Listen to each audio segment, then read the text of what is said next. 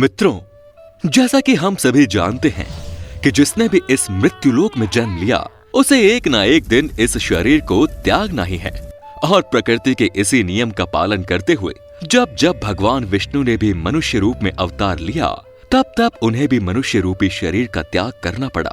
आज के इस वीडियो में मैं आपको भगवान विष्णु के रामावतार से जुड़ी उस कथा के बारे में बताने जा रहा हूँ जिसका वर्णन रामायण में पढ़ने को नहीं मिलता। अर्थात आज मैं आपको बताऊंगा कि भगवान श्री राम ने किस तरह इस मृत्युलोक को त्यागा। साथ ही आपको ये भी बताएंगे कि माता सीता के धरती में समा जाने के बाद प्रभु श्री राम कितने वर्षों तक पृथ्वी पर रहे। नमस्कार दोस्तों, द डिवाइन टेल्स पर आपका एक बार फिर से स्वागत है। प्रभु श्री राम के देह त्यागने से जुड़े प्रसंग का वर्णन पद्म पुराण में पढ़ने को मिलता है। पद्म पुराण के उत्तरखंड में वर्णित कथा के अनुसार जब माता सीता धरती में समा गई तो प्रभु श्री रामचंद्र सहित परिवार के सारे सदस्य शोक में डूब गए और लवकुश के साथ वापस अयोध्या के राजमहल लौट आए। फिर कुछ समय बाद देवी सीता के शौक से श्री राम के तीनों माताओं का देहांत हो गया और वे सभी अपने पति दशरथ के पास स्वर्ग लोक चली गई। देवी सीता और माताओं के चले जाने के बाद भगवान श्री राम कठोर ब्रह्मचर्य व्रत का पालन करते हुए लगभग 11,000 वर्ष तक अयोध्या पर राज करते रहे। उधर ब्रह्मलोक में ब्रह्मदेव को जब ये ज्ञात हुआ कि भगवान विष्णु जो इस समय रामावतार के रूप में धरती लोक पर निवास कर रहे हैं उनका समय पूरा होने वाला है, तो उन्होंने कालदेव को बुलाया और उनसे कहा कि हे कालदेव, तुम्हें तत्काल धरती लोक जाकर प्रभु श्री विष्णु को जो इस समय रामावतार के रूप में अयोध्या नगरी में निवास कर रहे हैं उन्हें ये संदेश देना होगा कि धरती लोक पर उनका समय पूर्ण होने वाला है और अब उन्हें अपने धाम अर्थात वैकुंठ धाम वापस आना होगा। ब्रह्मा जी की बातें सुनकर कालदेव बोले, हे परमपिता, आपकी आज्ञा का पालन होगा। मैं इसी समय धरती लोक जाकर प्रभु श्री हरि को ये संदेश कह देता हूँ। फिर कालदेव ने ब्रह्मा जी को प्रणाम किया और धरती लोक के लिए निकल पड़े। धरती लोक पहुंचकर कालदेव ने एक वृद्ध संत का रूप धर लिया। फिर लोगों से पूछते हुए वो अयोध्या राजमहल के द्वार पर पहुंचे और सैनिकों से कहा कि मुझे अयोध्या नरेश श्री रामचंद्र से मिलना है।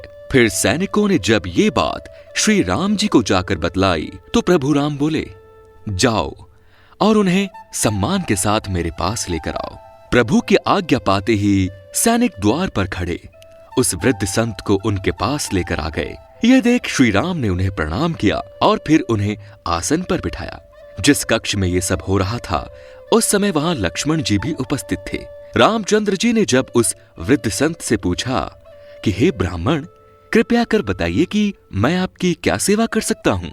ये सुन संत रूपी कालदेव बोले, हे राम, हमारी और आपकी बातें अकेले में ही संभव है, इसीलिए अपने भाई लक्ष्मण को यहाँ से जाने की आज्ञा दें। साथ ही ये वचन भी दीजिए कि हम दोनों के बीच वार्तालाप को जो कोई भी सुनेगा या फिर उसमें बाधा डालेगा उसे आप मृत्यु दंड देंगे। संत की बातें सुनकर प्रभु बोले, ऐसा ही होगा। और फिर उन्होंने लक्ष्मण को उस कक्ष से बाहर जाने को कहा। साथ ही ये भी आदेश दिया कि वो कक्ष के दरवाजे पर पहरा दे। इसके बाद लक्ष्मण जी अपने बड़े भाई की आज्ञा का पालन करते हुए उस कक्ष के बाहर निकल आए और कक्ष के दरवाजे को बंद कर पहरा देने लगे। उधर लक्ष्मण जी के कक्ष के बाहर निकलते ही वो वृद्ध संत अपने वास्तविक रूप में आ गए और प्रभु श्री राम को प्रणाम करते हुए बोले, हे तीनों लोकों के स्वामी, सर्वप्रथम मेरा प्रणाम स्वीकार करें। प्रभु, आपके पास मुझे परमपिता ब्रह्मा जी ने ये कहने को भेजा है कि आपने जिस कार्य हेतु मनुष्य रूप में अवतार लिया था वो कार्य पूर्ण हो चुका है और इस अवतार में आपने अपने लिए जितनी आयु निश्चित की थी वो भी पूरी हो गई है। अतः अब वो समय आ गया है कि आप अपने परम धाम लौट जाएं। आपके ऐसा करने से सारे देवता गण भी निश्चिंत हो जाएंगे। कालदेव की बातें सुनकर प्रभु श्री राम मुस्कुराते हुए बोले, हे महाकाल, मैं जानता हूँ और मेरी ही इच्छा से आप यहाँ पधारे हैं। मैं स्वयं ही अपने वैकुंठ धाम लौटना चाहूंगा। आप ये संदेश श्री ब्रह्मा जी तक पहुंचा सकते हैं। इधर जब भगवान राम और कालदेव के बीच जब ये सारी बातें हो रही थी उसी समय महर्षि दुर्वासा का कक्ष के द्वार पर आगमन हुआ। महर्षि दुर्वासा को आया देख लक्ष्मण जी ने उन्हें प्रणाम करते हुए बोले, हे महर्षि, मैं दशरथ पुत्र लक्ष्मण हूँ। बताइए मैं आपकी क्या सेवा कर सकता हूँ। तब महर्षि दुर्वासा बोले, हे दशरथ नंदन, तुम्हारा कल्याण हो। मुझे अयोध्या नरेश श्री रामचंद्र जी से तत्काल ही मिलना है। उन्हें जाकर इस बात की सूचना दो। दुर्वासा की बातें सुनकर लक्ष्मण जी बोले, हे भगवान, इस क्षण आपका अयोध्या नरेश से मिलना असंभव है। यदि मेरे लायक कोई सेवा हो तो मुझे आज्ञा दें, मैं तत्काल ही आपका कार्य पूरा कर दूंगा। लक्ष्मण जी की बातें सुनकर महर्षि दुर्वासा क्रोधित हो गए और बोले, रे मूर्ख, मैंने कहा ना, मुझे इसी समय श्री रामचंद्र जी से मिलना है। मुझे उनसे ही काम है, इसीलिए तुम बस इतनी सेवा करो कि तत्काल हमारे आने की सूचना श्री रामचंद्र जी को दे दो। परंतु इस बार भी श्री लक्ष्मण जी ने क्षमा मांगते हुए कहा, हे ब्राह्मण, इस समय रघुनाथ जी एक आवश्यक कार्य में व्यस्त हैं, इसीलिए आपको कुछ देर प्रतीक्षा करनी होगी। ये सुनकर ऋषि दुर्वासा का क्रोध और बढ़ गया और वे गरजते हुए बोले, रे मूर्ख, तुम मुझे प्रतीक्षा करने के लिए कहते हो? क्या तुम मेरी शक्ति नहीं जानते? अगर मैं क्रोध में श्राप दे दूं तो रघुकुल सहित पूरी अयोध्या तत्काल जलकर भस्म हो जाएगी। ये सुनकर लक्ष्मण घबरा गए और दोनों हाथ जोड़ते हुए बोले, नहीं मुनिवर, ऐसा मत कीजिए। और फिर मन ही मन सोचने लगे, अगर केवल मेरी मृत्यु से अयोध्या बच सकती है तो यही सही। इसके बाद लक्ष्मण जी बोले, मुनिवर क्रोधित ना हो, मैं आपकी शक्ति को भली भांति जानता हूं। मैं तत्काल रघुनाथ जी को आपके आने की सूचना देता हूं। इतना कहकर लक्ष्मण जी श्रीराम के कक्ष में चले गए और प्रभु श्रीराम से बोले, महाराज, द्वार पर महर्षि दुर्वासा पधारे हैं और इसी क्षण आपका दर्शन करना चाहते हैं। उधर लक्ष्मण जी को कक्ष में आया देख कालदेव उसी समय अंतर्ध्यान हो गए। उसके बाद प्रभु श्रीराम लक्ष्मण जी से बोले, लक्ष्मण, तुमने ये क्या कर दिया? तुम मुझे सबसे प्रिय हो, लेकिन अब मुझे अपने वचनों का मान रखने के लिए अब तुम्हें मृत्यु दंड देना होगा। अपने बड़े भाई श्रीराम को चिंतित देख लक्ष्मण बोले, भैया, मैं विवश था क्योंकि महर्षि दुर्वासा अपने श्राप से अयोध्या को भस्म करना चाहते थे। इसीलिए मैंने निश्चय किया कि अगर मेरी मृत्यु से अयोध्या बच सकती है तो वो सही है। इसीलिए मैंने आपकी आज्ञा का उल्लंघन किया, जिसके लिए भैया मैं क्षमा चाहता हूँ। फिर श्रीराम लक्ष्मण से बोले, लक्ष्मण, जाकर महर्षि दुर्वासा को आदर सहित अंदर लेकर आओ।